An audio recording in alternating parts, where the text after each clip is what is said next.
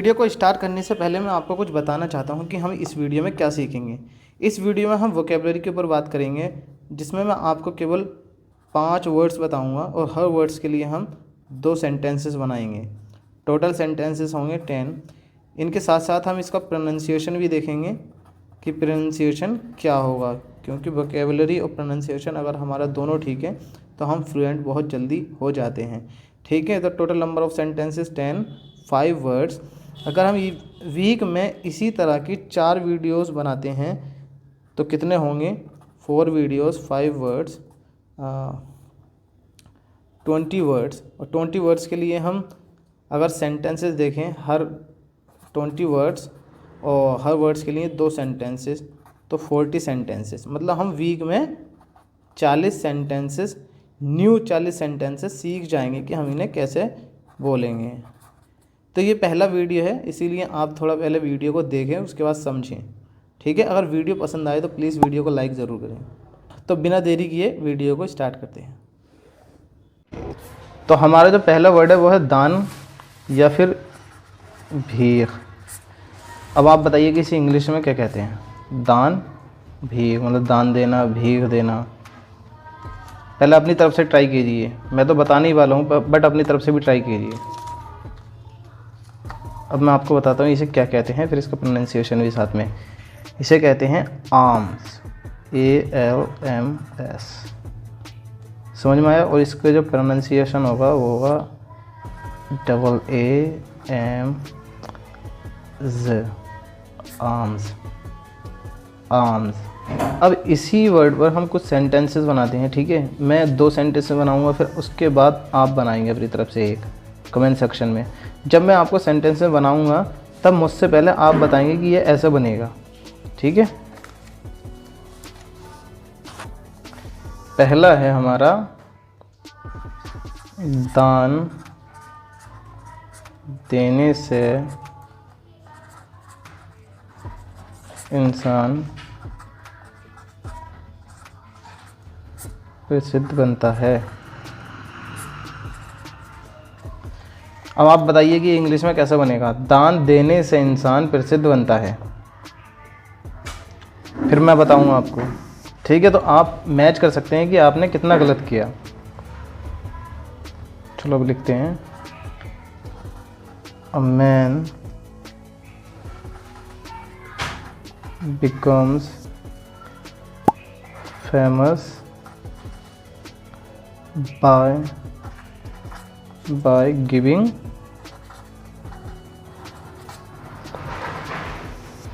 alms। मतलब ये प्रोनाउंसिएशन है और ये हम कह सकते हैं आर्म्स। समझ में आया? दान देने से इंसान प्रसिद्ध बनता है। A man becomes famous by giving arms. एक और देखते हैं इसी का सेंटेंस, ताकि आपको और अच्छे से समझ में आ जाए। तो इसका दूसरा है, उसने सड़क पर भिखारी को भीख दी। उसने सड़क पर भिखारी होता है ना, हाँ, भिखारी को भीख दी। बताइए कैसा बनेगा ये वाला? फिर आप मैच कर सकते हैं कि आपने कितना गलत किया, क्या मिस्टेक की। ठीक है, इस तरह से आप अपनी मिस्टेक्स करेक्ट कर सकते हैं। तो जैसे ये पास्ट में है दी, तो यहाँ आ जाएगा ही गेव आर्म्स टू, भिखारी को क्या बोलते हैं? बेगर ऑन द स्ट्रीट। तो ये समझ में आ गया कि हम आर्म्स का कैसे यूज़ करेंगे या नहीं। उसने सड़क पर भिखारी को भीख दी। He gave arms to beggar on the street. और पहला जो था वो ये था, दान देने से इंसान प्रसिद्ध बनता है। A man becomes famous by giving arms. ठीक है, ये हमारा पहला वर्ड था। अब दूसरा वर्ड देखते हैं। हमारा दूसरा वर्ड है आदत। आदत, इसे बताइए, इसे इंग्लिश में क्या कहते हैं? तो इसे कहते हैं हैबिट, हैबिट। इसका जो प्रोनाउंसिएशन होगा वो होगा HABUST, ये H है, HABUST। इसमें 2 सिलेबल्स हैं, तो ये हो गया हैबिट, हैबिट, ना कि हैबिट, हैबिट नहीं होता, हैबिट। अब इसके सेंटेंसेस देखते हैं। तो जो पहला सेंटेंस है इसका वो है कसरत करना एक अच्छी आदत है। कसरत करना एक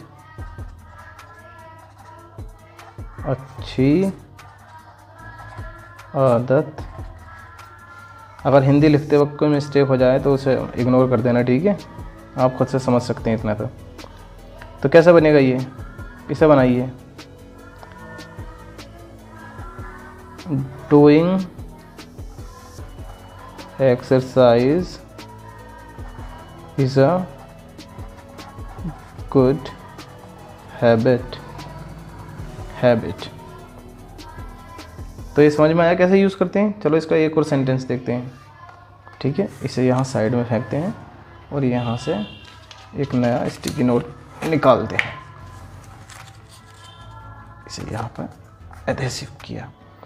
इसका दूसरा है हर इंसान की अपनी आदत होती है।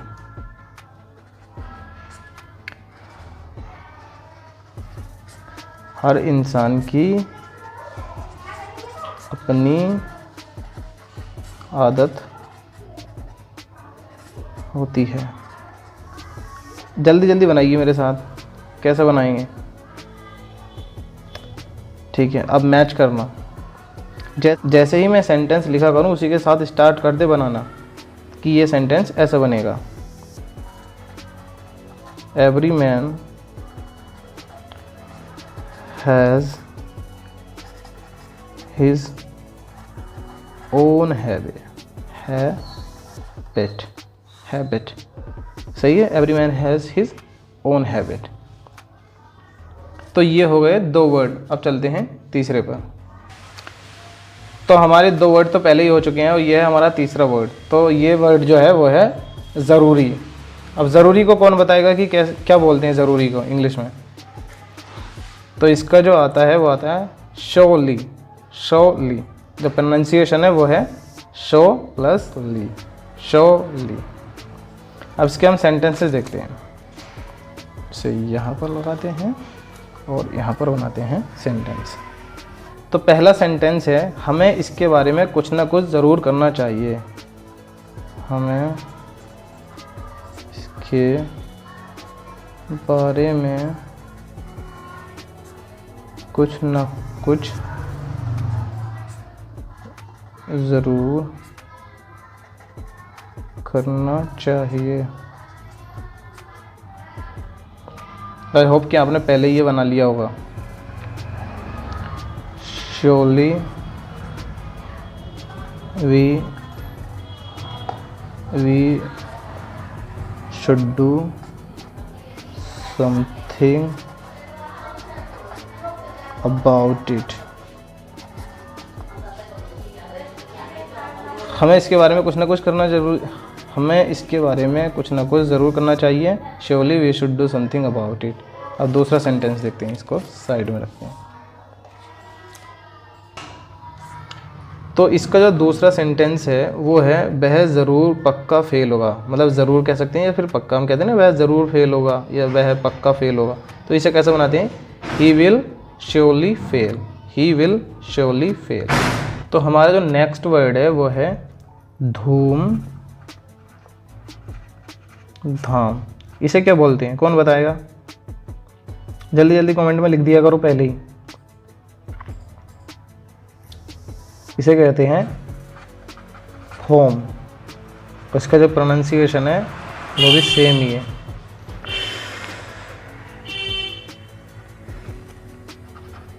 Home, home. अब क्या जो है हम यूजेस देखते हैं कि हम ऐसे इसे यूज़ कर सकते हैं। जो फर्स्ट है वो है धूमधाम से त्यौहार मनाना उचित नहीं है। धूमधाम से त्योहार मनाना उचित नहीं है। तो कैसे बनाएंगे? It is not proper to celebrate festivals. त्योहार को कहते हैं फेस्टिवल्स, त्योहारों को। विद होम, धूमधाम से त्यौहार मनाना उचित नहीं है। It is not proper to celebrate festivals with home. अब इसका दूसरा सेंटेंस देखते हैं। रानी का स्वागत बड़े धूमधाम से किया गया। रानी का स्वागत बड़े धूमधाम से किया गया। बताइए कैसे बनाएंगे? द क्वीन वॉज वेलकम्ड, स्वागत को कहते हैं वेलकम, विद ग्रेट होम। समझ में आया हमने कैसे यूज़ किया इस सेंटेंस का, सॉरी इस वर्ड का, होम का। अब चलते हैं हमारा 5वें वर्ड की तरफ जो कि लास्ट है। तो हमारा जो लास्ट वर्ड है वो है अक्सर। अक्सर इसे क्या बोलते हैं इंग्लिश में? बताइए जल्दी जल्दी जल्दी जल्दी बताइए, थोड़ा दिमाग लगाइए। ओफन, आपने सुना होगा बहुत बार ओफन। इसका जो प्रोनाउंसिएशन है वो है ओफन, ओफन। अक्सर, ओफन, प्रोनाउंसिएशन ओफन। और इसका सेंटेंस देखते हैं कैसे बनेगा। चिपक भाई, अक्सर कॉफ़ी पीना बुरा है। अक्सर कॉफ़ी पीना बुरा है। कैसे बनाएंगे? Drinking coffee often is bad. Drinking coffee often is bad. अक्सर कॉफ़ी पीना बुरा है। इसका हम दूसरा सेंटेंस देखते हैं कि दूसरा कैसे बनाएंगे। तो दूसरा सेंटेंस है, सबसे बुरे आदमी अक्सर सबसे अच्छी सलाह देते हैं। सबसे बुरे आदमी अक्सर सबसे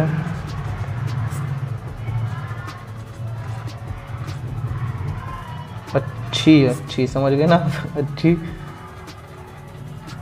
सलाह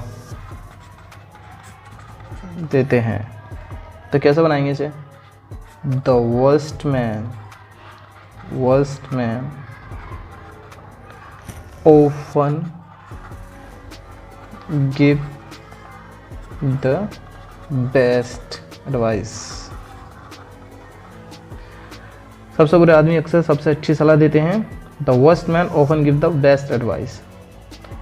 तो आई होप कि ये 5 वर्ड आपको अच्छे से समझ में आ गए होंगे और आगे से अगर आपको यूज़ करने होंगे अपने कॉन्वर्सेशन में तो बहुत अच्छी तरीके से आप कर पाएंगे।